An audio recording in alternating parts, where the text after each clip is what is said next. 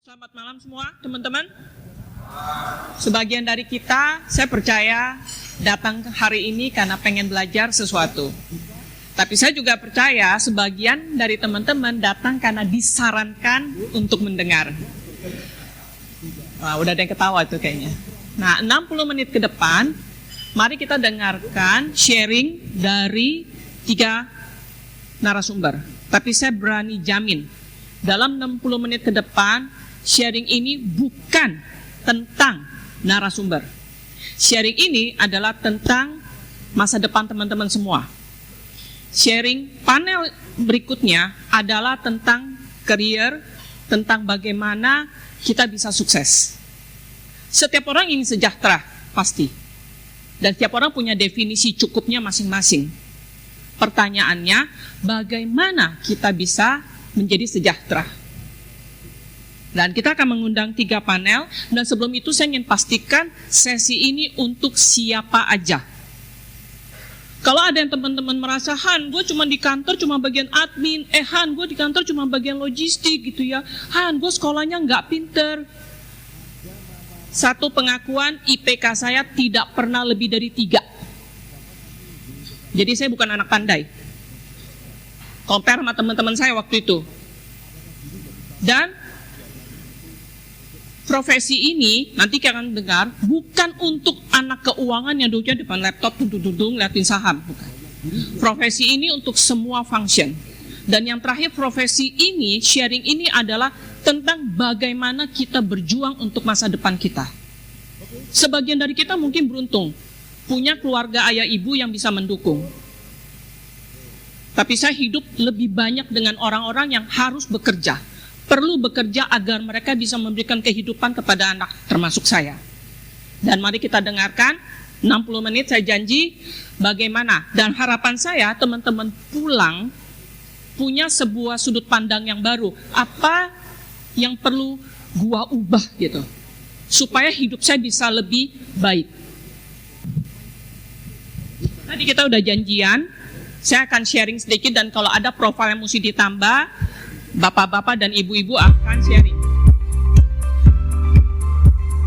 Oke, Bu Rona, suaranya dikecilin dikit. Ada yang saya boleh tolong teman-teman angkat tangan nggak? Siapa di sini yang mengaku dirinya career profesional, jadi nggak punya bisnis? Boleh angkat tangan? Jadi kita bekerja sebagai karyawan apapun fungsinya. Boleh angkat tangan? Angkat tangannya begini karena oke. Bu Rona merepresentasikan seorang career profesional. Dia bekerja lebih dari 30 tahun dan 20 tahun dari karirnya dia adalah sebagai CFO. Dan sempat 3 tahun bekerja di Amerika. Dia juga seorang penulis buku, udah sempat lihat bukunya, udah dikasih lihat Bu Dewi? Oh belum, oke. Ibu katanya mau kasih hadiah ya nanti ya? Oh, ada 5. Oh, jadi tolong kasih lihat dong buku ya. Nah, ini bukunya Bu Rona. Jadi sesudah retire, tadi juga siang dia cerita bagaimana dia belajar menulis buku dan mendapatkan bisnisnya dari buku tersebut, dan dia juga direktur Toastmaster. Betul ya Bu Rona? Dia jadi director. Tapi komplit kan profilnya? Komplit, oke. Pak Wudi belum masuk? Masih mengantar? Oh, ini Wudi. Ada yang kenal Pak Wudi enggak? Kenal? Oke, saya nggak suruh angkat tangan. Oke. Udi sekolah di Widya Mandala dan S2-nya di Leicester, London, UK, sorry. Dia bekerja di beberapa company, Morgan Stanley, JP Morgan, Nomura, sebelum dia memimpin CLSA. Sejujurnya saya juga nggak tahu sih nama singkatan, nanti saya tanya Udi aja. Gitu. Nah, tapi satu hal unik tentang Udi, dan itu memang kita sengaja pilih. Kalau Bu Rona merepresentasikan career profesional di bidang keuangan, gitu ya. Kalau Woody adalah actually, sorry ya Wood, salesman bukan? He's a salesman. Jadi kalau ada teman-teman, Han, gue tahu keuangan penting, tapi gue nggak suka di depan laptop. Gue mau ketemu orang, gue mau bisa jualan ke orang, ya. Kita bisa menjadi salesman dengan event sertifikasi CFA dan di dunia keuangan. Buktinya Budi. Dan menurut catatannya, selama memimpin CLSA, perusahaan tersebut mendapatkan banyak penghargaan Dan Woody sendiri selama 5 tahun terpilih menjadi top salesman di dunia keuangan selama 5 tahun. Dan hanya 2 tahun menjadi runner up. Jadi kalau ngomong olimpiade, jadi 5 medali emas olimpiade gitu kan. Dan dia sekarang, Woody bekerja, lalu dia berinvestasi, komisaris di Sukor Security, dan dia pemegang saham di Sukor Asset Management. Itu Woody. Muridnya Bu Profesor masih ada enggak? Bu? Oh, cuma 1. Teman-temannya enggak ada. Saya dengar-dengar gosip katanya mesti stay, kalau enggak nilainya. Oke, enggak, sorry, joking. Tentu ada yang kalau teman-teman belum kenal, ibu ini adalah Profesor Lilian Ingrid Wijaya. Tadi saya sempat interview sebentar waktu makan. Emang dari remaja, maksudnya dari kuliah udah tahu mau di akademis, katanya iya. 33 tahun pengabdian di dunia akademis. Aktif mengajar mata kuliah keuangan, investasi, dan intermediate keuangan. By the way, Profesor, saya sempat nggak lulus loh intermediate. Jadi begitu lihat intermediate saya agak trauma. Beliau juga seorang peneliti, publikasi karya ilmiah, dan mendapatkan profesorship-nya pada November 2003 ya. Saya tahu mendapatkan gelar profesor itu sebuah hal yang perlu diusahakan. Tadi saya interview Pak Adrian soalnya. Beliau juga aktif di laboratorium ketua jurusan dan sejumlah profesi di akademi sehingga dia mendapatkan penghargaan Satya Lencana Bakti dari Universitas Surabaya. Dan dengan pengalamannya dia sempat mendapatkan grant dari Bank Indonesia dan LPPM. Betul Bu? Bu Profesor? Oke, mari kita mulai. Topik panel kali ini adalah local talent, teman-teman di Surabaya, dan beliau bertiga adalah dari Jawa Timur, untuk menjadi global leader. Dan teman-teman, satu framing yang saya mau sharing adalah ketika mendengar pengalaman dari teman-teman, tolong refleksikan juga ke dalam. Career teman-teman ada di mana sekarang? Kita mau kemana nantinya? Dan kita akan bicara bukan masa lalu, kita akan bicara ke depan. Dan seperti saya bilang, kita semua bertanggung jawab dan perlu mengusahakan masa depan kita. Mari kita mulai. Oke, yang pertama-tama saya mau minta tolong Bu Rona dulu untuk sharing sebagai seorang career profesional. Silakan Bu Rona. Semangat pagi teman-teman. Ya, mungkin sebelum saya lanjut dengan pertanyaan-pertanyaan Hani, saya ingin memperkenalkan diri saya sedikit ya. Jadi saya adalah ahlinya meningkatkan profit. Saya konsultan dan coach bisnis, dan spesialisasinya adalah mengoptimalkan laba dan pemulihan kesehatan keuangan perusahaan. Saya CEO PT Karisma Rantai Wibawa, atau websitenya di rantaiconsulting.com. Mungkin sedikit story dari saya, seperti tadi yang Hani mention, saya telah di bisnis 30 tahun dan 20 tahun sebagai CFO ya, Chief Financial Officer di berbagai perusahaan besar. Mungkin beberapa perusahaan besar teman-teman tahu ya, di Kedaung, di Maspion, di Wonokoyo, kemudian di Sinarmas Agri, di Max Power, di Sampurna Kayu juga. Dan saya merepresentasikan dalam hal ini adalah profesional keuangan, tetapi yang tidak di dalam investment, atau yang biasanya teman-teman mungkin CFA asosiasinya dengan orang-orang yang berkarir di bidang investasi, baik sebagai research mungkin ataupun portfolio manager dan lain-lain. Tetapi saya dari keuangan tetapi yang di industri. Jadi untuk teman-teman yang beraspirasi di bidang ini, CFA akan memberikan banyak manfaat dan saya akan sharing pada hari ini. Mungkin sedikit story, saya juga telah membantu meningkatkan laba perusahaan 3.000% dalam beberapa tahun, dan juga membantu untuk turnaround perusahaan sebesar 400 miliar dalam setahun, dan saya juga pengarang buku Company Makeover for Massive Profits. Saya mendapatkan bachelor dan master dari Amerika, dan saya adalah CFA charter holder. Kemudian Hani, pertanyaannya mungkin? Jadi ceritanya sebelum itu saya ingin tanya dulu, ada yang dari divisi keuangan nggak teman-teman? Ada yang dari keuangan? Satu, Melisa. Yang teman-teman peserta? Kayaknya nggak ada semua ya, orang sales semua kah? Atau jangan-jangan bisnismen semua? Oke. Nah, unik ini profil Bu Rona. Dia seorang career financial, sudah ngambil S2, MBA ya? Iya. Udah ngambil MBA. Nah, jadi waktu di mobil juga tadi saya tanya, udah MBA, kenapa juga ngambil CFA? Kenapa Bu? Ya, jadi teman-teman sebetulnya kalau dilihat dari background saya, pada waktu bachelor itu saya ambil business administration dengan major finance ya. Kemudian ngambil MBA, kalau secara umum MBA itu tidak ada majornya, karena MBA itu adalah general, tetapi kita bisa mengambil concentration, saya ambilnya finance juga. Tetapi mengapa saya masih ambil CFA? Dengan CFA kita lebih mendapatkan understanding yang lebih mendalam lagi mengenai keuangan ya.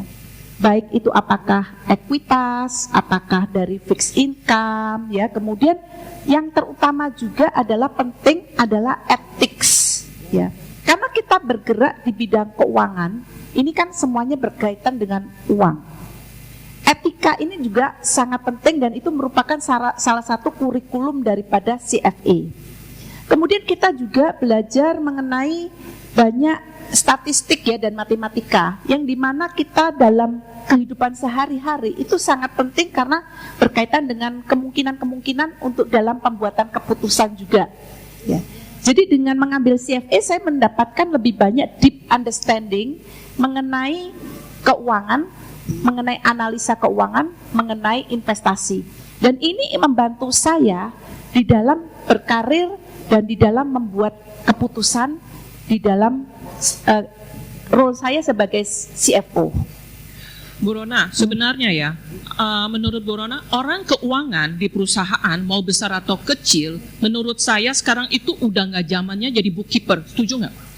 Oh, itu setuju sekali. Setuju ya? Setuju sekali. Ya. Saya selalu bilang, karena saya juga sempat menjadi di bagian keuangan, dan saya berpendapat teman-teman, terutama di masa depan, seorang finance seperti Bu Rona bilang, kita perlu bisa menjadi controller atau navigator, betul Bu? Bukan hanya sebagai controller dan navigator, tetapi kita bisa memberikan nilai tambah kepada perusahaan dengan kemampuan analisa yang baik. Oke. Ya, menurut saya kemampuan analisa adalah salah satu skill yang sangat berguna apapun industrinya dan apapun bidang daripada teman-teman. Karena dengan kemampuan analisa kita bisa memecahkan masalah dan memberikan solusinya. Ya. Ada yang setuju nggak atau ada yang mau komentar dulu teman-teman? Dan by the way, saya seorang headhunter dan terutama pada masa COVID teman-teman, saya banyak sekali menerima CV dari orang-orang keuangan yang mengalami masalah dalam pekerjaannya. Dan satu hal yang saya temukan, fakta yang saya temukan adalah teman-teman keuangan yang datang dan mengalami masalah, mereka mungkin Bu Rona maksudnya mereka jarang berinvestasi terhadap pendidikan mereka. Jadi mereka anggap sekolah, ambil brevet pajak gitu ya sudah cukup gitu. Dan saya pikir saya setuju sama Bu Rona bilang bahwa walaupun kita berpengalaman di pekerjaan, tapi mengambil sertifikat tambahan gitu ya akan menambah jam terbang kita. Tadi Bu Rona bilang pakai jam terbang ya di mobil dalam analisa. Iya. Kemampuan analisa ini harus terus kita asah. Tetapi bagaimana kita bisa mengasah kemampuan kita tanpa adanya dasar-dasar untuk membuat suatu analisa. Sehingga dengan kita mengambil CFA, sebetulnya ini adalah kita membutuhkan analisa raw materialnya ya. Jadi kita untuk bisa mengambil suatu analisa dan keputusan, kita perlu knowledge base yang luas. Dan salah satunya bisa kita dapatkan dengan mengambil CFA. Iya. Ada yang bilang CFA susah Bu. Oh ya pasti, rigorous pasti, tetapi bukan sesuatu yang impossible. Karena saya pun lulusnya. Ya oke. Kita kalau ngambil CFA pantang bertanya lulus berapa kali gitu ya. Tapi oke teman-teman. Tapi Bu maaf, kalau kita cuman bagian kita adalah accounting, Bagian kita adalah finance gitu. Penting masih relevan nggak sih Bu ngambil CFA sebenarnya? Kan katanya 10 modul dari derivatif bla bla bla, saya aja lupa ya isinya apa aja gitu. Apa relevansinya Bu sebenarnya konteks kita mengambil CFA dalam profesi keuangan? Sekarang begini teman-teman, kalau teman-teman accountant, finance, mungkin perlu visi dulu ya. Teman-teman sebetulnya pengennya kemana sih?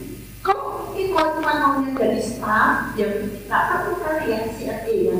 Kalau maunya jadi staff terus gitu ya. Tetapi kalau kita mau maju dalam karir, dalam hidup kita, ya kita perlu invest di diri kita sendiri untuk kita terus belajar. Menurut saya tidak perlu khawatir gagal. Ya, kemarin kebetulan dari yang sharing dia gagal 5 kali di level 2, ya 5 kali gagal ya Gary adalah prestasi dari Makulai dan yang 6 kali berhasil. Jadi tidak perlu berkecil hati.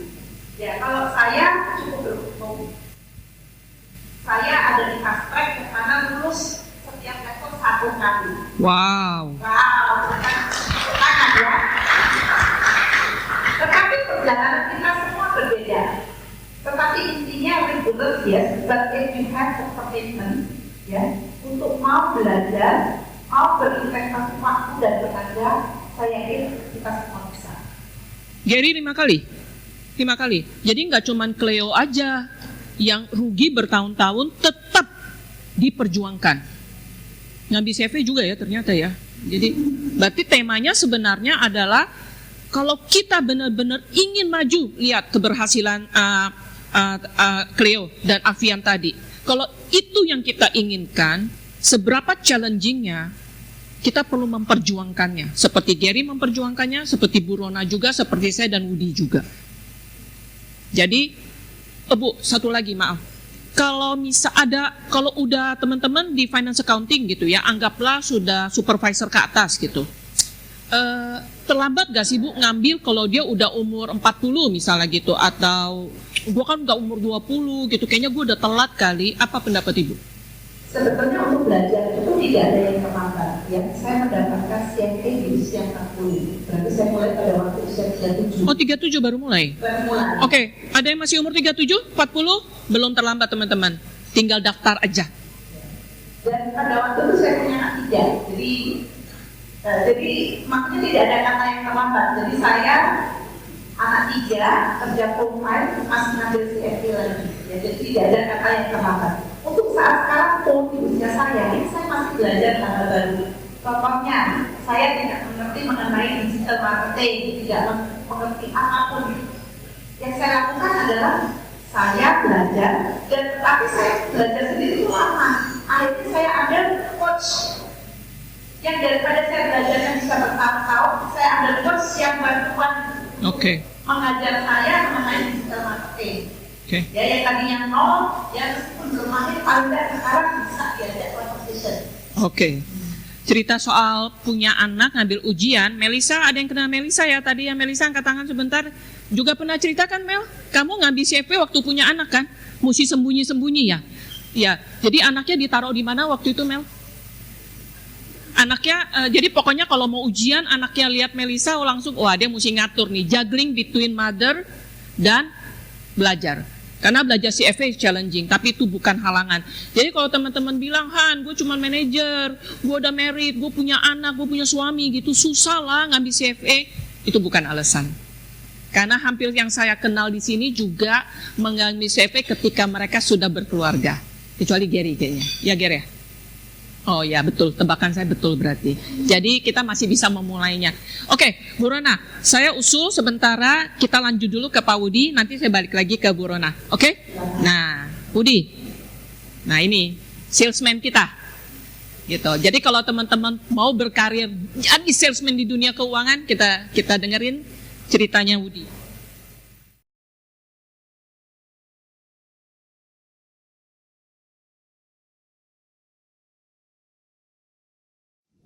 Oke, semangat pagi. Saya Budi Warsono dan saya seorang yang sangat ini ya, introvert boleh dibilang. Jadi saya udah terima sepenuhnya bahwa saya seorang introvert, dan bahkan saya itu sering cari-cari materi yang mendukung bahwa banyak sekali keuntungan menjadi seorang introvert. Salah satunya saya baca bukunya Susan Cain, tentunya, dan dia bicara soal the power of introvert. Dia juga bicara soal even the power of silence. Saya juga belajar bahwa kata-kata di tangan seorang Pak Hermanto Taranto, di tangan seorang Profesor Budini dan teman-teman dari CFA Society could be very powerful, can be very uplifting. Tetapi kata-kata juga bisa menjadi awal dari berantem dan bahkan malah petaka. So, poinnya apa sih saya ngomong gitu? Saya seorang introvert, dan buat saya untuk berdiri di sini hari ini di hadapan sekian banyak audiens adalah hal yang paling tidak natural buat saya. Pertanyaannya, kenapa saya mau? Dua hal. Pertama, karena yang meminta adalah my dear friends di CFA Society. Yang kedua adalah karena CFA begitu besar perannya buat hidup saya, very profound. Bukan cuma karir, tapi juga hidup saya. Mungkin saya bisa cerita sedikit mengenai perjalanan karir saya.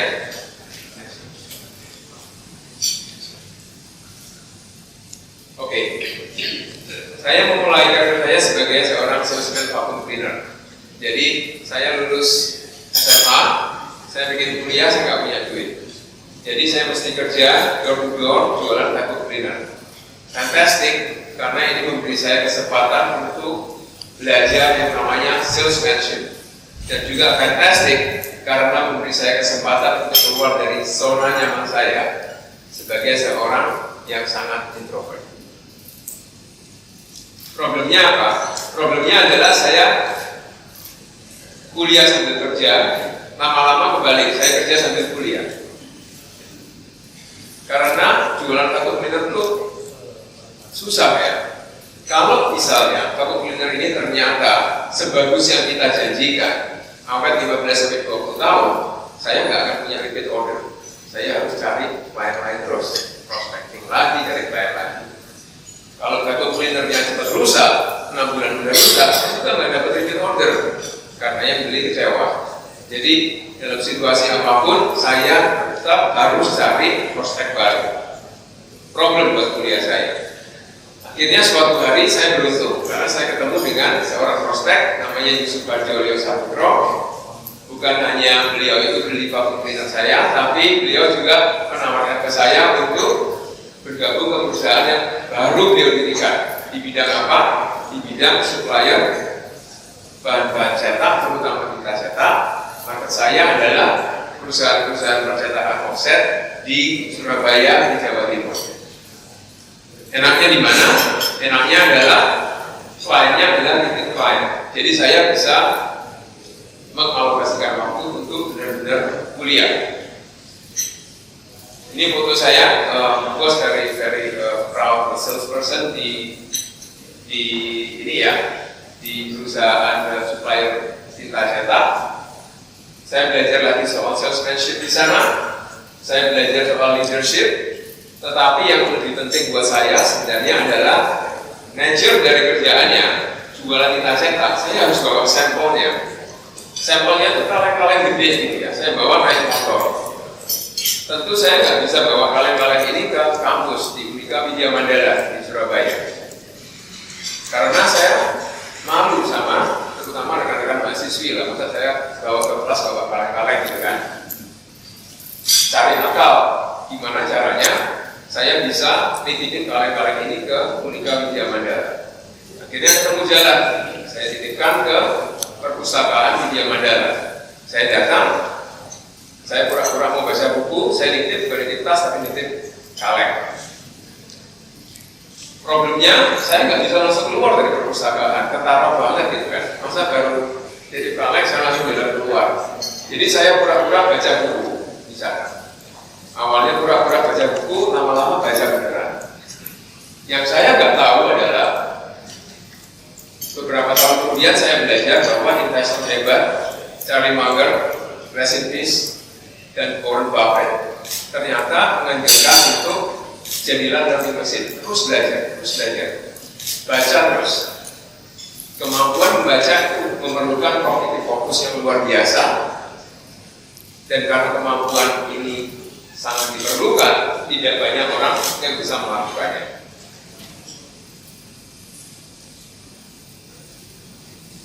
Setelah saya lulus kuliah, fast forward, saya mencoba melamar kerja di Citibank Surabaya, Jalan Polisi Istimewa waktu itu, di dekat kampus saya di Jalan Dinoyo. Sebenarnya saya ingin kerja di Citibank karena kalau tiap kali saya lewat cabangnya, keren-keren gitu ya stafnya. Kalau cewek pakai baju yang didesain oleh desainer ternyata oleh Kopi Darsono. Kalau yang cowok pakai baju putih, pakai dasi. Saya tuh kepingin banget kerjaan yang saya itu biar saya pakai dasi.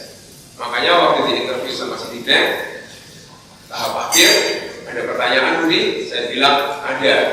Kalau kerja harus pakai dasi enggak? Iya harus pakai dasi. Oke, I'm in, saya bilang. Kemudian saya belajar bahwa ternyata kriteria untuk jadi bankir yang baik bukanlah soal dasinya, tapi soal exposure kita. Dan saya beruntung karena saya kerja di Citi, banyak orang-orang hebat yang saya bisa ajak diskusi, yang saya bisa belajar dari mereka. Seperti halnya kitnya Superman itu tidak membuat orang bisa terbang, dasi itu nggak cukup untuk buat kita jadi banker yang hebat. Pelajari. Suatu hari, waktu saya kerja di Citibank di Surabaya, ada datang tim dari Citi Jakarta. Ada orang yang namanya Albert. Albert ini presentasi soal stock market. Ini bicara soal konteks tahun 1990-an. Stock market itu masih amat sangat baru di Indonesia. Jadi Albert ini cerita tentang pasar modal, pasar saham, dan lain-lain. Dan kemudian saya tanya ke Albert setelah dia presentasi, saya bilang, saya nggak kebayang pada kerjaan kayak gini. Kerjaan kita cuma figure out what's going on in the world, figure out company A, B, C, D, dan kita mengekspresikan view kita dalam bentuk pemilihan portfolio saham-saham kita. Kok ada kerjaan kayak gini? Albert, saya ingin kerja di tim kamu, saya ingin pindah. Albert tanya ke saya, Bud, background edukasi kamu apa? Saya cerita. Bahasa Inggris kamu gimana? Begini, oke, pada dasarnya nggak bisa, no. Dia bilang, oke, no. Dia bilang, nggak bisa, nggak qualified. Mendingan kamu sekolah lagi. Sekolah kemana, Bud? Terserah, pokoknya belajar bahasa Inggris. Besoknya, saya ke British Council. Besoknya, saya datang ke British Council, saya bilang, saya ingin belajar bahasa Inggris. Saya udah kerja sejak lulus SMA, saya udah ngumpulin duit, saya punya uang untuk kuliah 1 tahun di Inggris. Dia bilang, oke, kamu tahu uang kuliahnya berapa? Tahu, saya udah kira-kira tanya sana sini, saya udah ada bayangan. Uangnya ada. Saya bilang juga, saya ingin tempat yang orang Indonesianya sesedikit mungkin, karena saya ingin belajar bahasa Inggris. Dan saya bilang, saya ingin bahasa Inggrisnya Queen's English. Dikasih 3 nama orang British Council, very kind, dia bantu dengan begitu sincere. Cambridge, Warwick, Lancaster. Dikasih 3 nama. Saya nggak ngerti 3 universitas ini bedanya apa, jujur saya nggak ngerti. Cambridge bilang, oke, kita udah penuh tahun ini, terlambat, coba tahun depan. Kalau kamu bisa komit tahun depan, we will seriously consider you. Saya bilang, lama saya nggak ngerti Cambridge itu apa, saya senang sekali. Warwick bilang ke saya, oke, kita bisa terima. Universitas yang satu lagi namanya Lancaster. Saya coba datang ke Warwick, saya coba datang ke Lancaster. Di Warwick masalahnya adalah yang ngajar itu banyak dosen-dosen dari mainland China dan Vietnam. Saya mau ingin belajar Queen's English, saya nggak bisa belajar bahasa Inggris dari dosen-dosen yang dari mainland China dan Vietnam. Akhirnya saya pilih ke Lancaster dan pilihan itu nggak pernah saya sesali karena saya ketemu pasangan hidup saya juga di sana. Sebelum saya berangkat ke Inggris, saya mampir lagi ketemu si Albert di Jakarta. Saya bilang, Bud, saya udah resign dari Citibank dan saya akan kuliah ke UK. Dia bilang, beneran kerja ya? Iya beneran. Dia bilang lagi, ini deh, setelah kamu lulus nanti, kamu ambil yang namanya program Chartered Financial Analyst. Ambil program CFA. Saya bilang ke Albert, kok sekolah lagi? Dia bilang, enggak, itu bukan sekolah lagi, itu professional qualification. Beda. Gini deh, Bu, bayangin, orang-orang di dunia pasar modal itu adalah orang-orang alpha male, alpha female, the most aggressive type, oke? Yang mau ngambil CFA itu alfanya alpha. Mereka nggak ngerti, nggak bisa pikir, masuk akal. Saya tanya, ada berapa CFA di Indonesia? Dikit pun, nggak sampai 10 zaman itu. Oke. Akhirnya setelah saya lulus kuliah, saya langsung ngambil CFA setelah saya doing my postgrad. Fast forward, saya ingin balik ke Indonesia, ingin balik kerja ke pasar modal, tapi tahunnya adalah tahun 98. Tentu kita tahu kemungkinan itu nggak ada ya. Itu langsung tertutup tahun 98. Akhirnya saya start, saya kerja di London. Kemudian saya kerja di Singapura. Saya kerja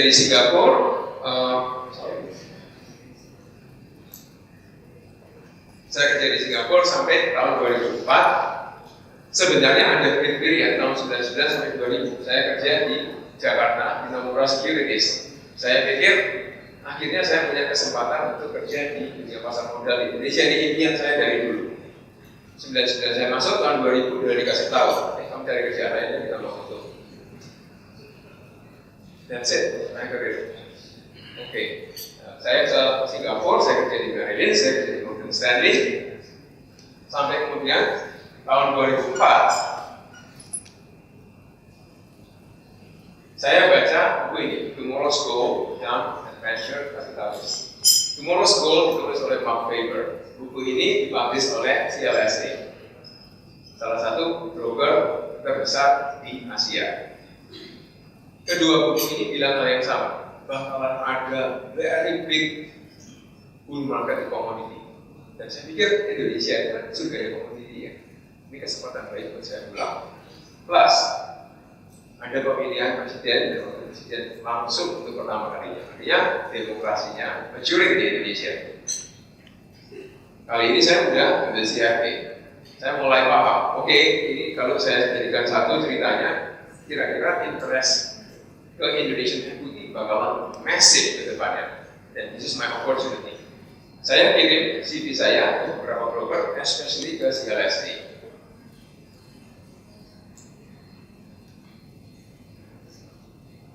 Ketemu dengan CLSA, begitu interview, saya turun ke lobby di bawah, langsung telepon ditawarin kerja.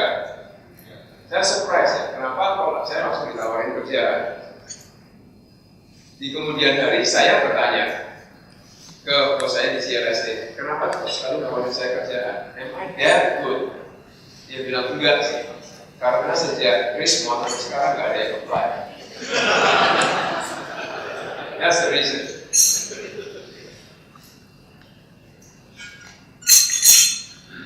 Karena saya udah ambil CFA, saya bisa bikin charter, saya bisa belajar data.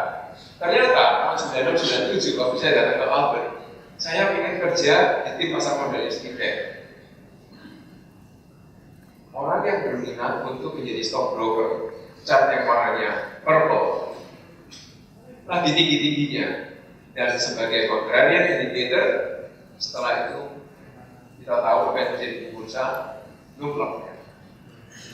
Tahun 99, 2000, pada waktu saya coba lagi kerja di Nomura Securities, saya juga nggak sadar ternyata orang yang ingin jadi broker begitu banyak lagi. Dan kita tahu yang terjadi berikutnya, numplok lagi. Saya lihat datanya tahun 2004 pada waktu saya apply, memang nggak ada yang mencoba untuk menjadi stockbroker. Sudah bertahun-tahun mati suri industrinya. Dan setelah itu stock marketnya taking off. The power of contrarian thinking. Fast forward, tahun 2014, saya kedatangan satu tamu, satu fund manager, satu klien. usianya late 70s, hampir 80 ya. Dan dia juga satu CFP charter holder. Ini serunya kalau kita udah ambil CFP. Dari berapa ujian? Oke, conversationnya kayak gitu ya. Dan tiap kali ujian itu, by the way, ini Albert nggak pernah cerita ke saya. Tiap kali ujian CFP, persiapannya minimum 300 jam. Massive ya persiapannya. Jadi begitu kita ketemu sesama charter holder, itu langsung jadi hopeng gitu. Termasuk fund manager ini. Dia cerita, my life is so good karena di usia saya sekarang, late 70s, dia masih bisa doing company visit, dia masih bisa ketemu begitu banyak orang. Saya pikir kalau saya kerja di CLS, di multinational, nggak mungkin lah mereka mau keep saya sampai saya usia something gitu. Kalau saya bisa survive di usia 60 saja udah miracle ya, mulai dari 70s. Jadi akhirnya saya pikir, oke, saya akan menempuh jalur entrepreneurship dan saya set up my own company. Kebetulan di tahun itu juga ada Ibu Lidra dari Sukor menawarkan saya untuk duduk di boardnya. So saya duduk di board commissioner Sukor. Nggak kebayang buat saya, work experience sampai saya tulis buku dan lain-lain itu sifatnya kecelakaan sih. Karena itu zaman COVID, tiba-tiba ada teman-teman yang nyatuin tulisan saya dikirim ke Gramedia. Gramedia kontak saya bingung, wah Pak, gitu kan. Karena saya sekali lagi masih seorang introvert. Kalau saya harus keliling-keliling bicara soal buku saya nggak sanggup deh. Dia bilang, nggak usah, ini kan zaman COVID, belajar aja sekali lewat Zoom, beres. Oke, I'll do it. Saya juga belajar dari generosity teman-teman di CFA Association. Saya juga belajar dari begitu banyak orang di sini. Saya belajar dari Pak Hermanto Tanoko juga mengenai giving ya. Betapa pentingnya buat kita untuk menjadi generous. Waktu melewati masa COVID juga saya merasakan betapa pentingnya kita untuk mengelilingi diri kita dengan orang-orang yang satu frekuensi sama kita. Dan the good thing about being part of the CFP community adalah kita itu dipaksa untuk terus belajar, continuous learning. Karena kalau kita bicara soal future ya, saya diminta sedikit bicara soal future. This is the way I think about future. Generalis atau spesialis, saya pikir saya juga di satu sisi dengan Pak Hermanto Tanoko bahwa menjadi generalis itu penting. Kenapa? Karena kita itu dituntut untuk belajar dan belajar lagi. Gak mungkin kita itu setia pada profesi kita yang kita pilih pada waktu usia kita 17 atau 18 tahun. Kita memutuskan mau kuliah apa dan kita mau stick to it forever. Ya, I think that day is long gone. Dan kita harus bersedia untuk rebase, bersedia untuk belajar lagi, termasuk bidang-bidang yang sangat baru. And the beauty of the CFA program adalah karena ada penekanan pada continuous learning. Mau nggak mau kita akan dipaksa untuk mengikuti hal yang baru. Dipaksa, from strong word, kita akan diingatkan mengikuti hal yang baru. Mungkin dari saya itu, terima kasih. Thank you. Saya sangat relate dengan cerita Bu Rona sama Woody tadi. Kalau teman-teman perhatikan, apa kesamaannya? Seberapa banyak kita lihat sekarang di lingkungan kita, ketika sudah pensiun, kita kebingungan mau ngapain. Setuju? Dan itu yang saya lihat ketika saya menerima CV kalau anak teman-teman yang sudah di atas 50. Pertanyaan cuma satu, Han, gue habis retire 60, gue ngapain ya? Gitu. Bu Rona sama Woody mengambil jalan yang sedikit berbeda. Bu Rona, industrinya bukan pasar modal. Woody, pasar modal. Bu Rona sudah ngambil MBA. Dia memilih umur 37 dengan 2 anak tetap mengambil CFA. Woody sudah ngambil dengan perjuangannya dari vacuum cleaner salesman ke Citibank. Gak bisa bahasa Inggris, dia milih belajar ke London. Habis dari London, dia ngambil CFA lagi. Dan ketika pensiun, Bu Rona punya kemampuan dengan segudang pengalamannya, dengan MBA-nya yang spesialisasi finance, ngambil CFA, pengalaman 30 tahun, dia mampu menulis buku dan sekarang aktif menerima jasa bisnis coaching dengan spesialisasi bagaimana company bisa memaksimalkan profit dan turnover. Woody dengan pengalamannya, dengan perjuangannya di jualan vacuum cleaner, apapun sekolah, Nomura menjadi top salesman, dia memiliki kesempatan dikenal orang dan punya investasi di sebuah usaha. Kita bisa memilih, teman-teman. Kita bisa memilih, udah segini aja gua cukup. Harapannya adalah lebih baik kalian betul-betul tahu kalau sudah retire mau ngapain. Dengan mengambil CFA, betul itu challenging, tapi Anda mungkin diberi kesempatan masuk ke dunia yang berbeda, ketemu orang-orang, punya komunitas, dan harapannya perspektif kita bisa berubah. Nah, pertanyaannya, masuk ke Bu Profesor sekarang. Teman-teman punya anak, satu hari nanti teman-teman Anda, anak-anak Anda juga akan kuliah. Mungkin beberapa dari teman-teman memilih kuliah kembali. Dan mungkin teman-teman tahu juga yang bukan muridnya Bu Profesor, universitasnya sudah menjadi CFA affiliate. Nanti akan diterangkan tentang apa. Nah, saya pengen teman-teman mendengarkan sharing dari Bu Profesor. Sesudah itu kita akan Q&A dan harapan saya perspektif teman-teman sudah lebih terbuka. Dan mungkin Anda merasa, oke Han, gue udah di posisi tinggi, kayaknya gue gak perlu lagi. Tapi Anda punya anak buah, Anda punya keponakan, Anda punya lingkungan yang perlu masih berjuang. Dan sekarang kita dengarkan soal bagaimana pendidikan sekarang dan di masa depan. Karena di tangan sebuah universitas yang bagus, mungkin kita bisa mendapatkan pendidikan yang baik untuk masa depan kita. Gitu ya, Profesor? Silakan. Saya di sini mempunyai peranan untuk bisa membawa adik-adik ya, generasi muda, generasi Z, untuk bisa seberhasil kakak-kakaknya, tante-tantenya yang sudah hebat-hebat nih ya. Tentunya kalian ini pasti punya juga mimpi yang luar biasa ya. Kalau mereka bisa, kalian juga tentu saja bisa ya. Itu hari kita akan melihat sebenarnya di dunia pendidikan itu sudah banyak terjadi pergeseran, bahwa paradigma yang digunakan itu sudah seharusnya berubah, dikarenakan seperti kita tahu bahwa yang mereka sudah lulus dan sudah berusia 40 ke atas itu sampai ada program dari pemerintah untuk disekolahkan lagi secara singkat. Supaya apa sih? Bukan karena knowledge-nya, tetapi bahwa dunia pendidikan juga mengalami perubahan. Karena Gen Z ini generasi yang berbeda.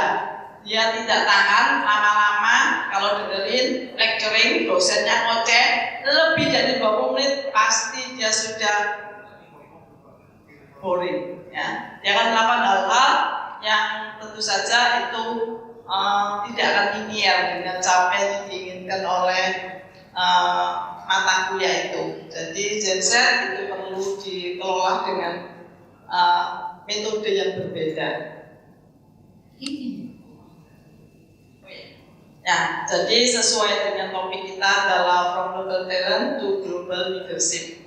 Jadi sebenarnya tidak kurang ya mereka yang sudah saya temui sejak 33 tahun yang lalu, itu yang mempunyai kemampuan yang sangat brilian ya.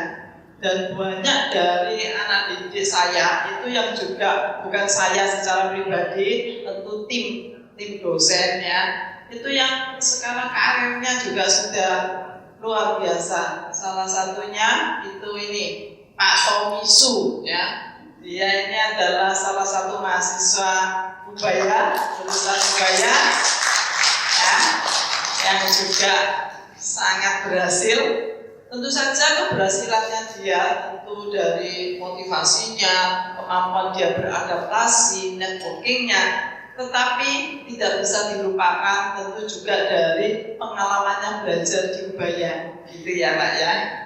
Nah, tetapi tentu saja Kak Tommy meskipun masih still younger ini, kemudian dia juga hari ini tidak terlalu banyak berubah dengan ketika masih menjadi mahasiswa saya, tapi harus diakui Pak, generasinya berbeda ya. Oleh karena itu kami selalu juga harus secara dinamis melakukan penyesuaian-penyesuaian. Jadi dari local talent itu sesungguhnya itu banyak sekali potensi-potensi dari anak-anak ini ya. Tetapi apakah mereka harus berkarir di konteks lokal? Tentu saja ada sebuah data yang menunjukkan dia akan menerima salary yang sangat rendah, dan itu tentu saja sangat menggelisahkan kami sebagai seorang pendidik yang tidak berhasil karena tidak mampu menghantarkan anak didiknya menjadi seseorang yang dia mempunyai kompetensi dan gaji yang seimbang. Oleh karena itu harus pendidikan itu memikirkan bagaimana seorang yang pertama lulus SMA masuk di Ubaya dan kemudian dia memiliki kompetensi sesuai dengan apa yang diharapkan, tetapi dia bisa berkiprah di internasional. Nah, itu perlu dibekali dengan sebuah mindset global, kemampuan yang memungkinkan dia bisa memenuhi requirement dari international standard. Nah, tentu saja kita harus melihat dari survei menunjukkan inilah serangkaian dari Future of Job Survey ya. Di sini terlihat nomor 1 ternyata masuk di dalam peringkat critical thinking dan berikutnya. Oleh karena ini menjadi spotlight yang harus mewarnai semua yang harus diberikan kepada anak didik kita. Biasanya dosen itu ono sakar PDW, ada karepnya sendiri. Yang dia mau itu ya keinginannya sendiri, tapi dia tidak sangat bukan berorientasi pada kepentingan dari anak didiknya, tapi dia ingin menceritakan semua keberhasilannya. Padahal keberhasilan di masa lalu itu bukan potret yang akan bisa 100% terjadi untuk masa depan. Oleh karena itu kita juga tahu dengan adanya future job seperti itu, apa saja skill yang perlu diasah terus. Jadi tentu saja tidak diinginkan mereka baru lulus, mereka kemudian jadi kaget-kaget dan mereka akan menyesal bahwa apa yang dipelajari selama 4 tahun kalau normal itu ternyata jauh dari kebutuhan di industri. Jadi harusnya itu sudah diinduksi ketika mereka belajar di kampus, gitu ya. Jadi learning beyond the class itu menjadi satu hal yang sangat penting. Biarkan mereka belajar, tetapi dalam belajarnya dia sudah berpraktek di dalam sebuah lingkup walaupun sederhana, tetapi dia bertemu dengan masalah-masalah di bisnis industri. Jadi di dunia kampus itu hanya punya satu alat sebenarnya untuk menjadikan mereka berhasil menjadi global leader. Hanya punya satu alat sesungguhnya. Alat itu yang disebut dengan kurikulum. Kalau perusahaan punya produk, jadi seperti tadi kalau Pak Hermanto Tanoko, dia produknya pancet, gitu kan, dan dia berdiversifikasi. Nah, kalau kampus apa yang jadi produknya? Kurikulum. Jadi ini adalah sesuatu yang sangat mendasar. Kalau kurikulumnya saja sudah tidak benar, jadi mahasiswa jadi kelinci percobaan. Nyalek kelinci sih penting ya, sih lucu. Nah, kalau jadi tikus percobaan, waduh ruwet ya. Nah ini berarti dari sinilah untuk mengikuti adaptasi perubahan-perubahan yang ada. Jadi kami memakai konsep knowledge wisdom integrity. Knowledge itu sebenarnya adalah sesuatu yang terendah levelnya. Karena sebenarnya belajar sekarang bisa di mana saja, tidak harus di kampus, apalagi harus onsite. Apa sih yang tidak ada sekarang ini di zaman digital seperti ini? Tetapi di dalam pembelajaran yang baik itu perlu ada tingkatan yang lebih tinggi lagi yang disebut wisdom. Nah, wisdom itu membuat mahasiswa menjadi seseorang yang lebih bijak. Jadi dia bisa membuat sebuah keputusan kelak ketika dia menjadi insan dalam industri, apa yang harus dilakukan dengan ilmu yang dimiliki. Dan yang tertinggi itu tidak bertentangan yang disampaikan oleh pebisnis yang sangat luar biasa, yaitu integrity. Dalam sebuah integrity itu dibutuhkan sebuah konsistensi. Ya, nah berdasarkan itu kurikulum di Ubaya itu hasil dari 3 bulatan ini dijadikan satu, professional, leadership, dan entrepreneurs. Kita yakini inilah alat yang bisa digunakan untuk membekali local talent, walaupun dari Surabaya, walaupun dari Samarinda, walaupun dari Bali, karena Ubaya multicultural dan dia dari berbagai daerah. Itu akan mampu menjadikan mereka sebagai global leaders. Pengalaman membuktikan Gen Z tidak akan tahan berlama-lama ya. Berarti berubahlah dari seorang teacher ya mahasiswa pasif terus kita ngomong menjejali dia dengan berbagai pengetahuan yang menurut kita penting, belum tentu itu penting bagi mahasiswa kalau kita tidak berpadan pada kebutuhan.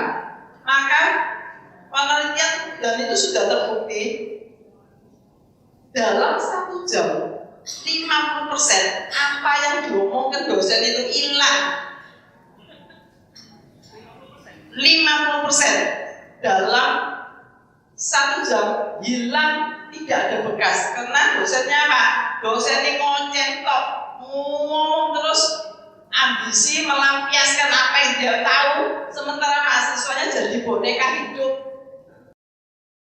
pasif. Dan dalam 1 hari, tadi 50% yang dipelajari hilang, dalam 1 hari 70% hilang. Namun apa yang bisa stay dengan waktu yang bertahan itu kalau learning from experience. Oleh karena itulah metode pembelajaran kita adalah project based learning, case based learning, role play, game based, business inkubatornya adalah beberapa metode yang kita terapkan. Dan ini adalah mata kuliah yang mata kuliah ini diterapkan di jurusan dan memberikan hasil yang maksimal ya. Tetapi kemudian dalam hal profesional, dalam 5 tahun terakhir ini Ubaya melakukan blending bahwa ternyata sarjana itu tidak cukup, apalagi cuma S1 tidak cukup sama sekali. Perlu sebuah value added, walaupun tadi kurikulumnya sudah tepat, metode pelajaran sudah disesuaikan dengan kebutuhan Gen Z, ya kan? Tetapi itu tidak cukup, perlu value added karena competitiveness di pasar tenaga kerja. Oleh karena itu, pada 5 tahun terakhir ini bertabur bintang sertifikasi itu sebagai profesional recognition masuk mulai dari CFP mulai CFP, CFA, CPA, banyak sekali. Tetapi tetap hati kita tidak tenang.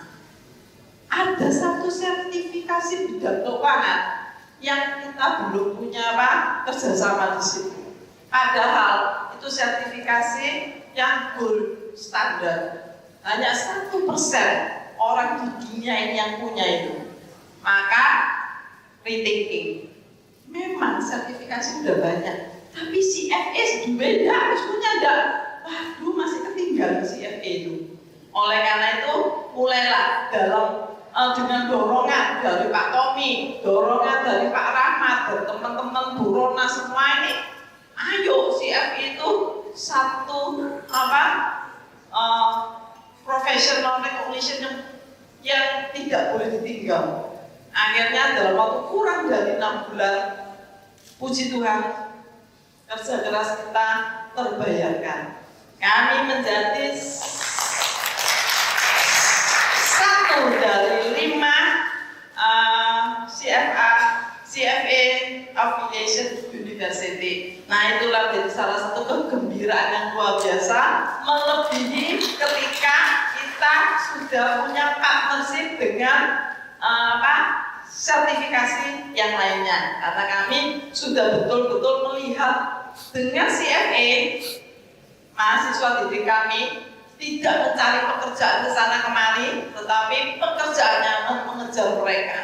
Ya, inilah yang sudah kami. Nah, sebenarnya kami sudah merintis, tidak ada mahasiswa kami di keuangan. Dalam hal ini dalam klub yang disebut Ubaya Investor Club UVES, dan Aku Dana juga menjadi salah satu mitra kami yang terima kasih ya Pak selalu memberikan update tentang produk-produk baru di UVES. Di sini kami mulai tahun berapa? 2008 dan sebenarnya ada lagi, tapi karena tidak cukup nanti saya kelamaan. Itu kami selalu mengikuti CFA Research Challenge. Itu menunjukkan minat mahasiswa kami sangat besar. Namun sayangnya kami waktu itu belum secara responsif itu mengambil peluang sebagai CFA affiliation, dan ternyata kami sekarang sadar bahwa itu sangat penting untuk membuat mahasiswa kami bisa bergerak akselerasi lebih cepat. Dan kami pernah menjadi the first winner CFA di tahun 2008, 2009, kemudian berangkatlah ke Filipina. Oh ya, ini ya. Nah, ini sekedar dapurnya kami seandainya bermanfaat, karena saya lihat juga di sini banyak ada teman-teman dari Mitra, teman-teman dari dunia lain ya. Ini ada Weling, ini teman saya kuliah di UNER ya. Nah, ini adalah jadi sebenarnya jadi CFA affiliation itu bukan sesuatu yang kesulitannya di mana, hanya tinggal kita mengalokasikan waktu dan kita konsentrasi membedah apa sih sebenarnya yang diinginkan oleh kurikulum CFA. Dan ini setiap tahun akan berubah 10%. Makanya kami cepat-cepat untuk merapikan ada 10 garis besar materi yang harus dipenuhi oleh kurikulum kami. Maka kurikulum kami yang bidang finance itu saya jeletrenkan dalam bentuk kotak. Lulus semester 1 sampai semester 8 ini adalah Bachelor Management di Finance kurikulum. Yang kotak-kotak itu milik kami. Kemudian kami berproses di dalam kotak-kotak itu terjadi di atasnya bulat-bulat yang berwarna-warni, dan setiap bulat warna itu menunjukkan representatif terhadap apa kompetensi yang diinginkan oleh CFA. Dan puji Tuhan itu terdispersi semua di mata kuliah kami. Di tiap semester itu sudah ada. Tentu saja kemarin bobot terbesar di semester 7. Artinya mahasiswa kami sudah siap untuk bisa belajar tentang materi kurikulum CFA, dan semoga ini bisa menghantarkan mereka menjadi CFA holder di kemudian hari. Nah, inilah pembedahan kurikulum yang kami lakukan selama kurang lebih 6 bulan. Tentu saja ini banyak ininya ya, silabusnya masing-masing, tapi ini kan saya gambarkan secara ringkas. Terima kasih atas kesempatannya untuk bisa sharing apa yang sudah dilakukan oleh jurusan manajemen Ubaya dalam hal melakukan mapping kurikulum dengan CFA. Terima kasih. Ya, perkenalkan, nama saya Junaidi. Saya nasabah di Sukor Sekuritas. Saya pekerjaannya IT. Nah, jadi saya masih blank ya. Apa bedanya sih antara CFP sama CFA? Itu pertama, yang mungkin bisa lebih ke kayak bahasa yang lebih simpel ya, karena kan saya tidak terlalu bergelut di dunia finance gitu.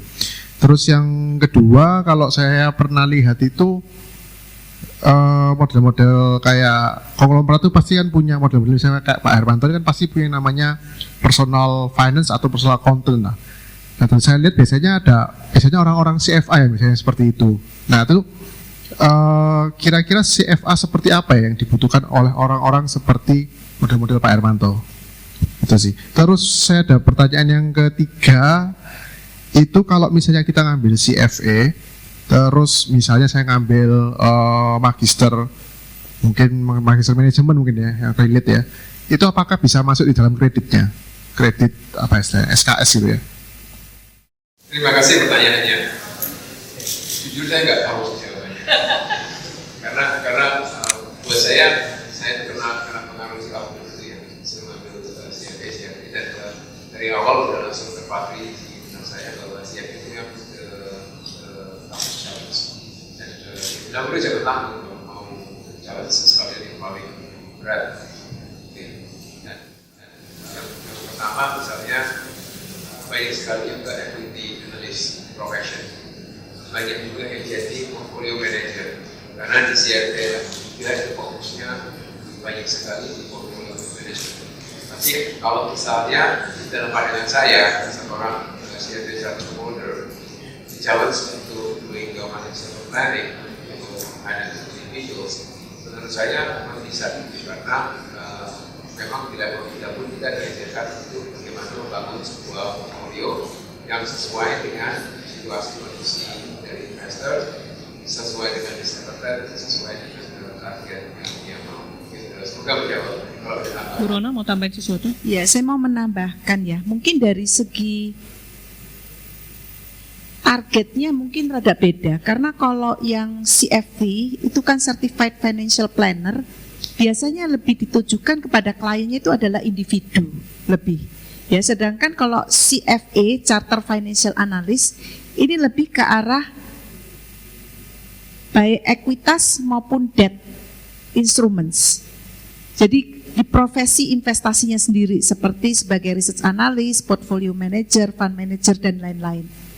Sedangkan kalau CFP ini lebih banyak saya lihat orang-orang yang mungkin along dengan kerja di bank yang memberikan advice kepada klien-kliennya untuk investasi di mana saja.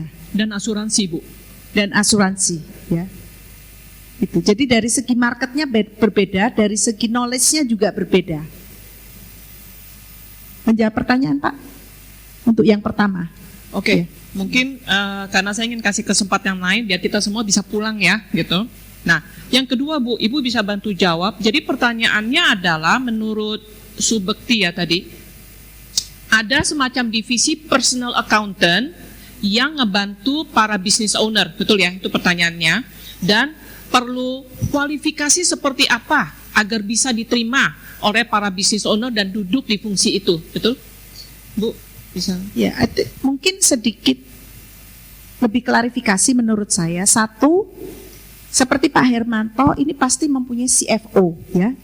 CFO itu Chief Financial Officer, jadi sama dengan Direktur Keuangan.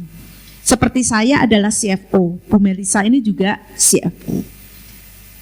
Dan dengan mempunyai CFA, itu akan membantu enhance role kita sebagai CFO, karena CFO adalah range-nya itu sangat luas.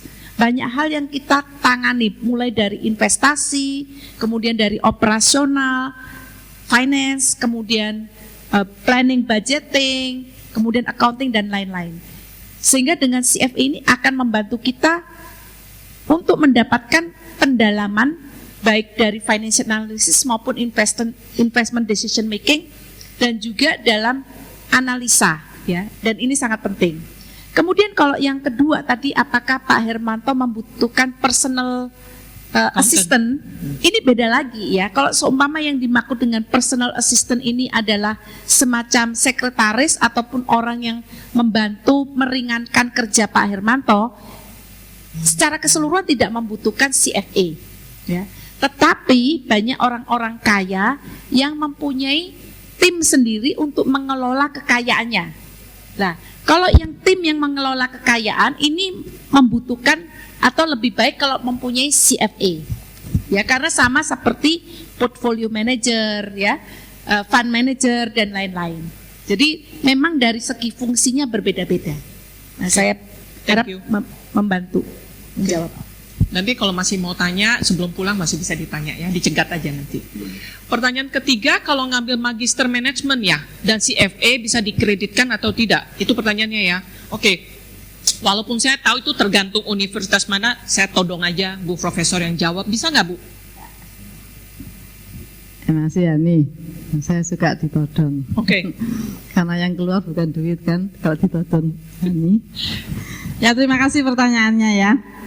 Sebenarnya di ruangan ini yang punya 2 gelar lengkap itu ya Pak Tommy. Pak Tommy ini punya CFP, tapi juga punya CFA gitu ya. Nah itu, nanti itu akan dia straight to the point juga akan bisa bantu ya. Tapi sepanjang yang saya tahu ya, kalau CFA, kalau ini disebut saudara ya, CFA itu big brother, dia adalah saudara tua. Semua ilmu yang ada di CFA itu diturunkan semua ke CFP. Karena CFP itu memang anak bungsu. Dia adalah bidang keuangan yang lahir baru. Sementara CFA dia sudah lama. Jadi semua ilmu di CFA itu sebenarnya dipakai di CFP. Tapi dari ruang lingkupnya, kalau CFA dia tend to corporate gitu. Sementara kalau CFP dia sebenarnya adalah untuk personal, untuk shareholder wealth-nya tuh diri sendiri atau individual dan family gitu. Bu Profesor bisa dikreditkan. Oh ya, sekarang dikreditkan ya. Jadi gini, tadi yang gini, di Ubaya ada magister manajemen ya. Untuk magister manajemen saat ini yang bisa dikreditkan baru CFP.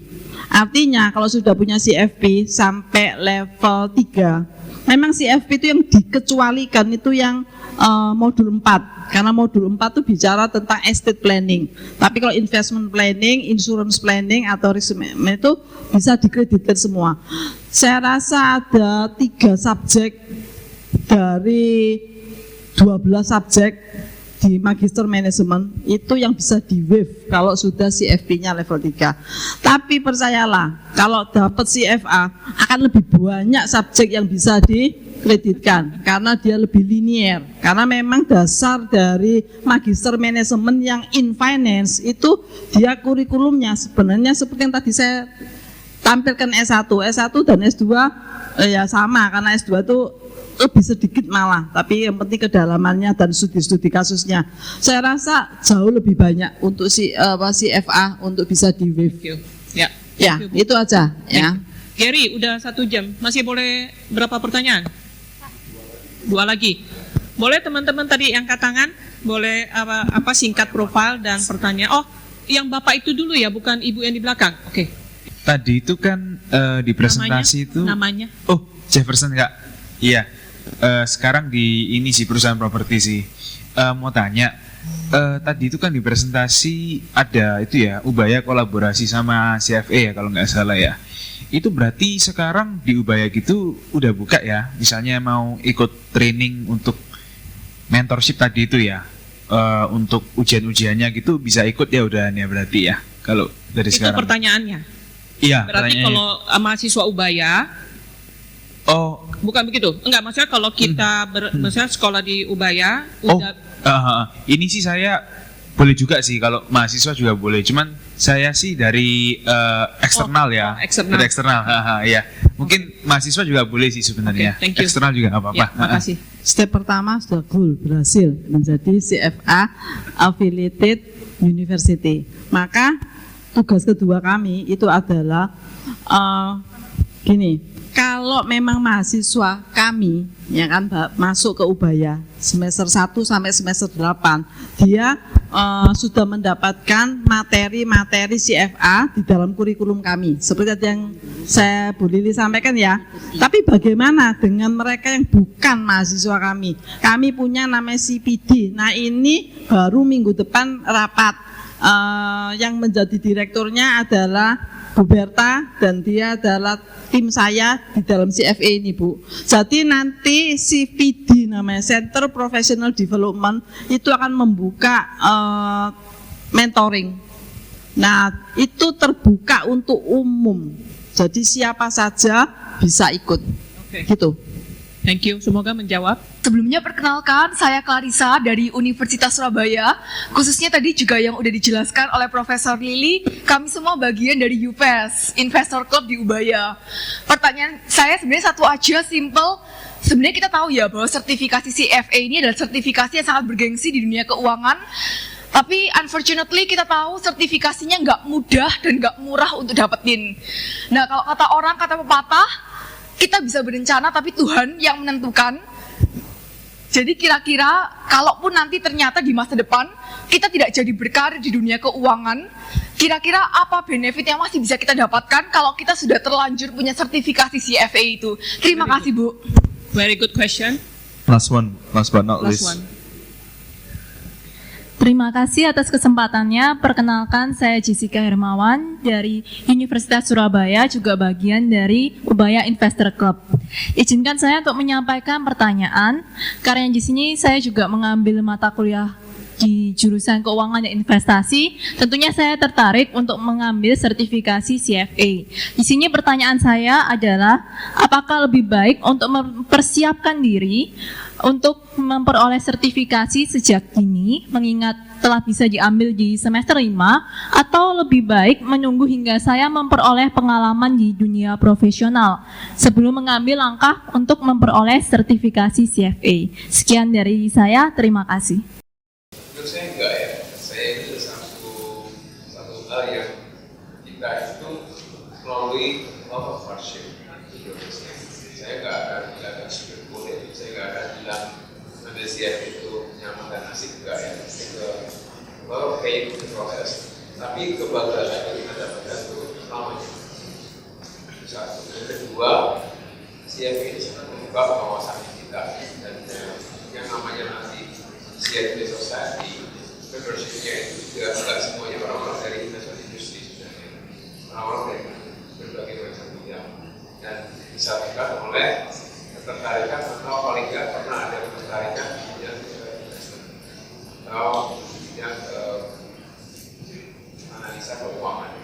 Dan kalau kita lihat calon-calon yang diberikan itu sebenarnya, sekali lagi mohon maaf ya, saya mengutip teman saya si Abed tadi, bahwa ini awalnya apa gitu kan. Kalau kita berkumpul dengan orang-orang yang dari ambitious, dari forward looking, kecenderungan kita akan berperilaku secara sama. Dan tentu kalau kita punya luxury untuk memilih, mengelilingi diri kita dengan orang seperti apa, I would love to surround myself with apa-apa. Itu satu hal. Yang satu lagi itu pertanyaan, apakah CFA itu susah? Ya susah dalam arti perlu komitmen yang luar biasa. Tapi kemarin di satu kampus saya juga sempat share bahwa saya pernah ngambil CFA kebetulan saya kerja di negara yang berbeda ya. Di London misalnya saya waktu ngambil level 1, saya pernah di survei kecil-kecilan sebelum exam dimulai. Saya tanya, kamu persiapannya gimana CFA-nya? Saya tidak siap sebetulnya. Orang kedua saya tanya, gimana persiapan? Saya siap. Orang ketiga gimana? Saya siap. Yang keempat saya nggak siap. Hitung kira-kira 50% yang dia nggak siap. Dan saya baca buku saya 50% yang pantas ya. Okay. So it's only fair kalau nggak siap ya nggak lulus gitu. Dan yang saya juga mau sampaikan di sini adalah you don't need to be secara matematik brilliant, atau you don't need to be secara bahasa Inggris sempurna. By the way, my goals untuk mencapai which level of English tidak pernah tercapai ya. dan saya bisa lulus CFA program. Jadi terlebih discourage kalau kita merasa bahasa Inggris saya nggak cukup, nanti gradernya bukan sedang menilai Inggris, tapi your understanding. Saya mungkin bisa tambahkan untuk yang pertanyaan Clarissa ya. Pertama-tama kalau kita mendapatkan suatu ilmu, saya percaya itu tidak ada yang terbuang ya. Terutama pada waktu kita berkaitan dengan uang ya. Dalam kehidupan kita itu tidak terlepas dari uang. Sehingga dengan kemampuan CFA sebetulnya itu bisa kita pakai untuk pribadi, keuangan pribadi, karena financial literacy dan kemampuan kita untuk berinvestasi ini akan membuat kita lebih kaya baik secara ilmu maupun secara beneran ya. Pertama, contohnya aja kalau untuk investasi, saya tanya yang gampang. Kalau bunga naik, harga bond itu naik apa turun? Karena ini untuk investasi pribadi nih ya, seumpama you invest di bond, di obligasi. Bunga naik, apakah you mau jual atau beli? Kalau you sudah pegang sekarang. Nah ini sesuatu yang sederhana. Kalau kita tidak tahu, kita cuma ikut aja. Padahal semuanya ada hitung-hitungannya. Bunga naik, harga bond turun. Makin panjang, turunnya makin banyak. Jadi kalau antisipasi harga naik, atau bukan harga, bunga naik, apakah you mau invest di bond di secondary market? Ini untuk pribadi, benar nggak? Ini untung dan rugi secara nyata. Nah ini salah satu kegunaan di kehidupan pribadi kita. Jadi meskipun tidak dipakai di dalam pekerjaan, di dalam keuangan kita pribadi sangat berguna. Jadi semoga saya bisa memberikan wawasan, jadi tidak hanya untuk karir, tidak hanya untuk pekerjaan, tetapi untuk keuangan pribadi kita. Seperti tadi yang Pak Herman katakan, ada rule of 72, ngerti nggak rule of 72? Kalau seumpama bunga 7%, berapa tahun kita untuk double uang kita? Rule of 72. Silakan. Kalau ada yang bisa jawab, ini ada hadiahnya. Silakan. Ini mudah sebetulnya. Mungkin lebih ke waktu aja sih. Ya, mungkin lebih ke waktu katanya. Ya, tapi intinya 72 dibagi 7 itu adalah waktu yang dibutuhkan untuk double kita punya money. Jadi kalau kita bunganya 6%, berarti 72 dibagi 6% itu adalah berapa tahun kita butuhkan untuk double money kita. Oke. Sehingga kita bisa melihat daripada return, kita melihat risiko yang kita hadapi. Jadi kemampuan kita, apa yang kita pelajari di CFA itu sangat applicable terhadap kehidupan keuangan kita. Karena financial literacy itu sangat penting ya. Oke, thank you. Yang pertanyaan kedua Bu, yang ngambilnya sekarang waktu semester 5 atau sesudah kuliah? Oke, saya sarankan ngambil semester 5. Karena apa? Pada waktu kita sudah lulus level 1, 2, dan 3, itu kita tidak dapat CFA charter holder. Kita masih butuh pengalaman 4.000 jam, yang mana berarti 4 tahun. Jadi menurut saya makin early kita ambil exam dan kita lulus, katakanlah seumpama nih lulus pada waktu kita dapat bachelor, berarti kan udah lulus level 3, itu belum bisa dapat CFA charter holder, belum bisa pakai di belakang namanya CFA itu tadi yang lihat Budi Warsono CFA, Ronawati Wongso CFA, itu lulus level 3 nggak langsung dapat, masih harus bekerja 4.000 jam, yang mana berarti sekitar 4 tahun. Ya, jadi di earlier untuk bisa lulus level 1, 2, dan 3 lebih baik. Thank you. Ya, thank you. Thank you Bu. Budi, pertanyaan terakhir. Semester 5 atau tunggu lulus? Oke, mungkin saya minta izin berbeda pendapat ya bertanya. Kalau saya sih cenderung nanti aja gitu. Karena beberapa hal, satu, saya ingin nikmatin masa kuliah saya. So, kalau dia ada pilihan enjoy sekarang atau enjoy nanti, kayaknya lebih gampang untuk enjoy sekarang ya, untuk masa kuliah. Yang kedua, juga kalau saya muda, mungkin saya juga akan dapat benefit dari kira-kira apa sih yang lebih applicable dalam dunia nyata. Karena nggak 100% yang di CFA program itu applicable, walaupun berusaha se-applicable as possible. Tapi kenyataannya nggak mungkin ada satu professional qualification yang bisa cover semuanya. Dan kalau kita udah di dunia nyata, mungkin kita juga lebih tahu. Misalnya ya, kita belajar soal derivatif, kita jadi lebih sadar bahwa kalau dalam konteks Indonesia, misalnya kita ngobrol dengan Pak Triono, apa derivatif yang ada di Indonesia, kita bisa going deeper di situ karena nanti akan berguna buat karir kita, buat pekerjaan kita, nggak semata-mata untuk the condition of the CFA itself. Yang terakhir very quickly, gimana kalau CFA-nya nggak lulus? I know banyak orang yang CFA-nya nggak lulus and they are very fine people, they are very able fund manager dan analyst. Jadi apapun yang dipelajari along the way, I think will be useful, sangat useful, bahkan sesuatu yang bisa jadi game changer dalam karir kita. So, sebenarnya saya juga pengen nanya, tapi karena udah ada waktu selesai, udah siap ya pembagian. Cuman, teman-teman tahu nggak jumlah CFA di Indonesia ada berapa? 353. Boleh tebak wanitanya ada berapa persen? Ibu Rona jangan jawab. 20%. Jumlah penduduk Indonesia? Hanya 75 orang. Wanita CFA. Kalau ditanya, kalau gue nanti menjadi ibu rumah tangga, CFA mengajarkan kita sesuatu. Resilience. Tiga level. 10 topik. Semua lu mesti ngerti. Interrelation. Kita bisa lulus CFA, pekerjaan sesusah apapun kita bisa hadapin.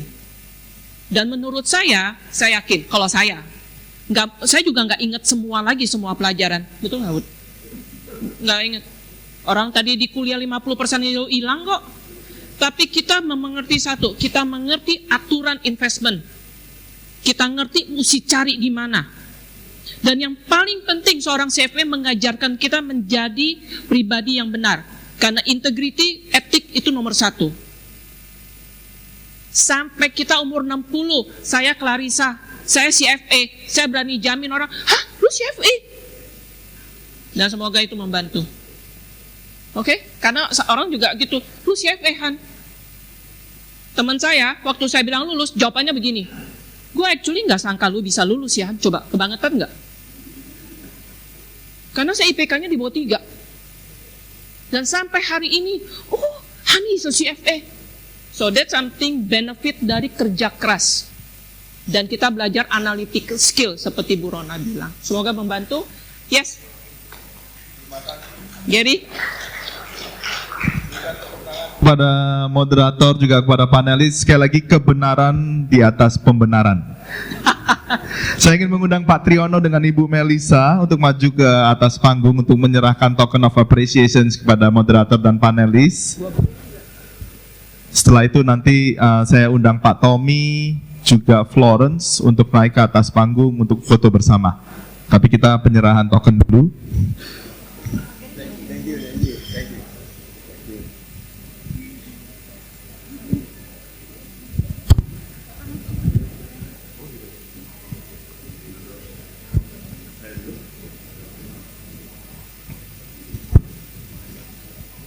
Pertama Bu Rona dulu.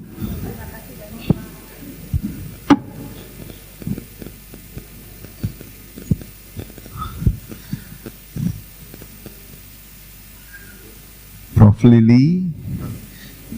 Ya, paling nggak kita pulang dapat sesuatu, 50% kita lupa hari ini, itu aja. Enggak ya. Lalu ada Pak Budi.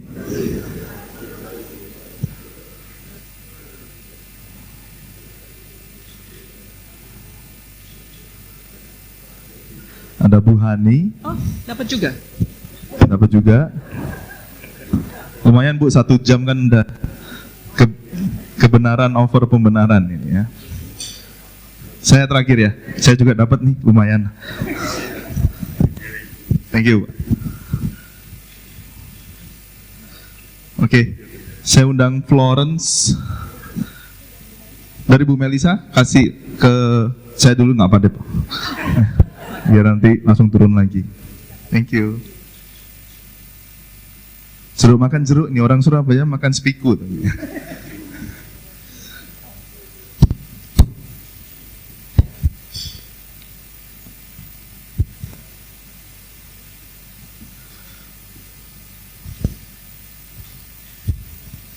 Sayang spikunya nggak sponsor ya. Coba kalau sponsor kan lumayan. Pak Budi.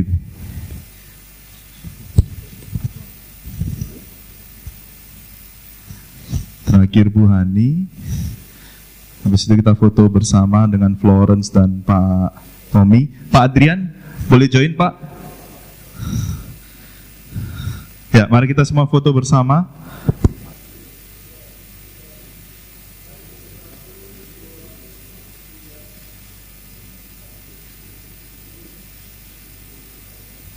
Sekali lagi tepuk tangan buat kita semua. Salam bahagia, salam sehat, dan salam sukses. Anggota Dewan Eksekutif Charter Financial Analyst Society Indonesia dan Vice President NTU Alumni Association Indonesia. Beliau juga merupakan salah satu pendiri Klub Indonesia Women in Finance, dan sebelum di Superbank beliau berkontribusi di Bank DBS, di mana beliau dinominasikan sebagai Indonesia Young Woman Future Business Leader 2019 oleh SWA. Dan terakhir ini, baru-baru ini, beliau juga dianugerahi sebagai Indonesia Woman Influencer in Financial Service Industry 2023 by WFIS. Sekali lagi, berikan tepuk tangan kepada Ibu Melisa. Semangat pagi. Aduh, kayaknya kurang semangat nih. Saya kalau boleh minjem dari Pak Hermanto Tanoko untuk mengukur masih semangat atau enggak di penghujung acara ya. Sekali lagi coba boleh. Semangat pagi. Pagi. Oke. Masih terukur tingkatnya sangat tinggi semangatnya ya. Mindsetnya juga sangat positif. Oke. Mewakili board member CFA Society Indonesia bersama Pak Triono di sini, saya ingin mengucapkan terima kasih sebesar-besarnya kepada semua yang telah berpartisipasi dari sore sampai malam hari ini dalam CFA Society Conference yang bertajuk Nurturing Local Talents for a Sustainable Business Future. Conference ini saya harap bisa menjadi platform yang luar biasa di mana kita bisa bertukar pemikiran, berbagi wawasan, ide tentang pentingnya mengembangkan talenta dalam memajukan masa depan bisnis yang berkelanjutan. Terima kasih saya ucapkan khususnya kepada distinguished speaker kita Pak Hermanto Tanoko yang sudah minta izin untuk pulang, juga Florence Wong. Thank you for coming all the way from Hong Kong, Florence, to support us. Pak Triono, Prof. Dr. Liliana, Bu Ronawati, Pak Udi, atas kesediaan waktunya untuk sharing pengalaman wisdom sangat inspiratif. Juga Pak Gary sebagai MC, Bu Hani as moderator, Pak Adrian Teja, Pak Tomizu, Pak Victor Murti atas dedikasi dan sharingnya di Affiliate University CFA, dan tentu saja Pak Rahmat, Bu Dewi atas kerja kerasnya dalam menyelenggarakan acara ini. Dan semua volunteer dan semua hadirin yang tidak bisa saya sebutkan satu persatu yang telah berbagi pengetahuan, pengalaman berharga satu sama lain. Sesi conference yang kita ikuti dari sore sampai malam hari ini telah mengulas betapa pentingnya semangat, mindset positif dalam mengejar kesuksesan dan kiat-kiat untuk meningkatkan kualitas talenta Indonesia dalam mencapai sustainable business future. Kita juga mendapatkan begitu banyak inspirasi. Saya sangat benar-benar termotivasi, semangat ya, melalui sharing perjalanan karir our speakers dari seorang local talent bisa menjadi global talent yang sukses, dan juga mengenai pentingnya pendidikan untuk menjadi talent yang berkualitas. Nah, dalam era VUCA yang penuh ketidakpastian dan serba cepat sekali berubah, saya rasa sangat penting ya pengembangan digital capabilities. Itu sangat penting dalam mempersiapkan diri kita menghadapi berbagai tantangan baru yang tidak terduga. Digital transformation, transformasi digital menjadi pendorong utama dalam perubahan di berbagai industri termasuk sektor keuangan dan finansial. Jadi di tengah perubahan yang cepat dan kompleks ini, kemampuan kita untuk menguasai digital teknologi, digital capabilities itu adalah kunci terpenting dalam mempertahankan daya saing kita.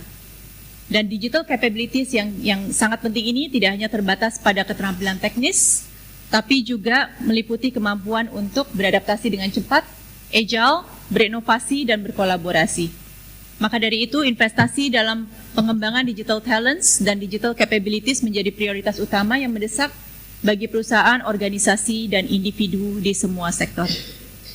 Kami dari CFA Society Indonesia berkomitmen untuk mengambil peranan penting dalam meningkatkan kapabilitas di sektor finansial Indonesia.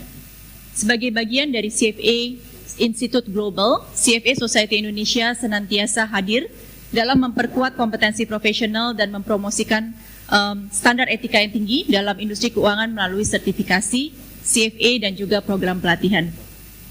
Kami menyadari pentingnya Surabaya dalam peta peningkatan SDM di sektor finansial, maka dari itu dengan support dari CFA Institute, we are so happy to inform that exam center di Surabaya telah dibuka sejak Februari tahun ini. Jadi kami ingin melihat jumlah yang register di exam center Surabaya makin meningkat ya, dengan dukungan dari semua yang hadir di sini. More good news, Universitas Surabaya atau UBAYA dan Unika Widya Mandala officially telah diresmikan sebagai CFA Affiliate University. Mungkin give round of applause Nah, selain sertifikasi apa aja sih yang CFA bisa offer ya? CFA Society Indonesia juga kita menyediakan platform, wadah untuk bertukar pengetahuan dan pengalaman sesama finance dan investment professional sehingga memungkinkan kita untuk continuously learn, continuously grow together. Banyak sekali event-event yang sudah dan akan kami adakan baik technical skill maupun soft skill. Mungkin saya promo sedikit, upcoming event kami bulan depan ada Think Map Profiling Masterclass di tanggal 8 Juni di mana Coach Hani, mana Coach Hani? Nah, Coach Hani akan memberikan full day training bagaimana caranya kita bisa menjadi top performer dan leader yang efektif. Lalu di bulan, mohon supportnya ya. Oke. Lalu di bulan Juni juga kami akan adakan Charter Award Ceremony untuk welcoming charter holder baru yang sudah mencurahkan dedikasi, waktu, resources untuk lulus 3 level ujian CFA yang rigorous dan memenuhi persyaratan untuk menyandang CFA Charter yang sangat prestigious. Masih banyak event-event dan great program lining up, jadi jangan ragu untuk berdiskusi dengan representasi kami dari CFA Society Indonesia. Di sini ada Pak Rahmat. Pak Rahmat di mana? Keluar lagi bertugas. Dan Bu Dewi, ya. Jadi feel free untuk menanyakan, berdiskusi bagaimana sih mendapatkan sertifikasi CFA, bagaimana sih untuk join the society dan event-event berikutnya. Dan juga penting bagaimana opportunity untuk berkolaborasi baik dalam lingkup individu maupun korporasi. Karena melalui CFA Society Indonesia sekali lagi kami berkomitmen untuk meningkatkan kualitas dan kapabilitas SDM kami sejalan dengan visi dan misi dalam memajukan praktik investasi dan sektor keuangan di Indonesia. Itulah misi dan visi CFA. Sekali lagi terima kasih sebesar-besarnya kami ucapkan kepada semua yang telah berpartisipasi untuk mensukseskan conference malam ini. Mari kita terus mendukung satu sama lain dalam memajukan local talents dan menciptakan the future of business yang sustainable. Semoga acara ini memberikan banyak inspirasi, gagasan baru dalam berkarya and make a difference for a better Indonesia. Sekian dan terima kasih. Sekali lagi tepuk tangan yang meriah buat Ibu Melisa Hendrawati. Pada akhirnya waktu juga yang memisahkan kita. Semoga acara hari ini membawa kebaikan dan keberkahan untuk kita semua.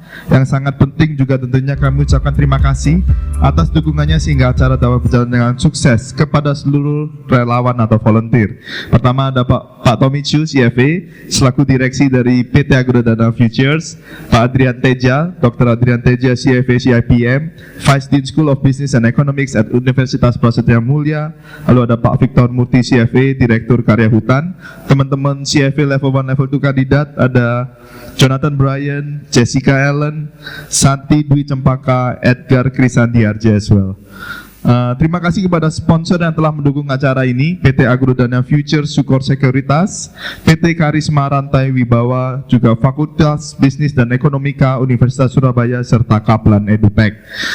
Seperti yang saya janjikan tadi, QR code-nya buat Bapak Ibu yang ingin mendapatkan e-sertifikat silahkan di-scan untuk QR code-nya, mengisi nama beserta email supaya nanti minggu depan kita bisa berikan untuk QR code-nya. Terima kasih Bapak Ibu sekalian, sampai jumpa di acara CFA Society Indonesia berikutnya.